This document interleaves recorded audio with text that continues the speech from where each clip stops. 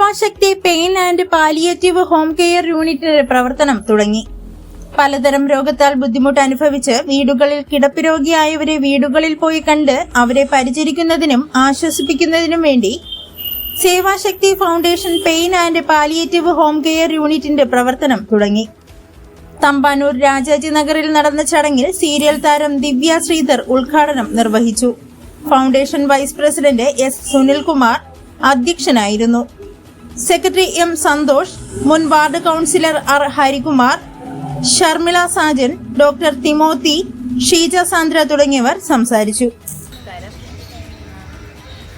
രാജാജി നഗറിൽ ഞാൻ തിരുവനന്തപുരം നിവാസിയാണ്. തിരുവനന്തപുരം ഹോസ്പിറ്റലിൽ മെഡിക്കൽ കോളേജിൽ തൈക്കാട് ആശുപത്രികളിലൊക്കെ വർക്ക് ചെയ്തിട്ടുണ്ട്.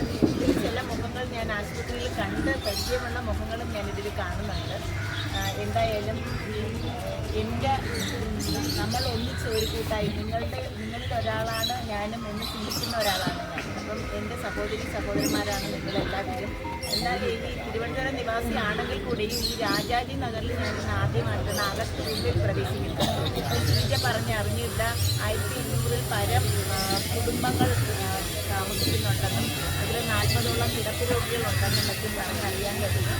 എന്തായാലും നിങ്ങളുടെ ഈ ബുദ്ധിമുട്ട് അനുഭവിക്കുന്ന സഹോദരങ്ങളുടെ വേദനയിൽ ഭാഗവാക്കാകാനും അവരുടെ വേദന കുറയ്ക്കാനും അവർക്ക് സമാശ്വാസം നൽകാനും നമ്മുടെ സേവാശക്തി ഫൗണ്ടേഷന് കഴിയുമെന്നുള്ള പൂർണ്ണ വിശ്വാസം എനിക്കുണ്ട്.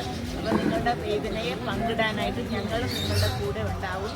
അത് യാതൊരു കാരണവശാലും അതിലൊരു വിഷമം വിചാരിക്കേണ്ട.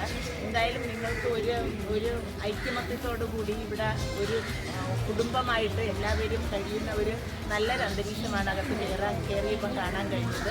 അത് കാണുമ്പോൾ സന്തോഷമുണ്ട്. അപ്പം ഏതൊരു ഗ്രൂപ്പിലും ഒരു വിഷമമുണ്ടാകും, അത് സ്വാഭാവികമാണ്.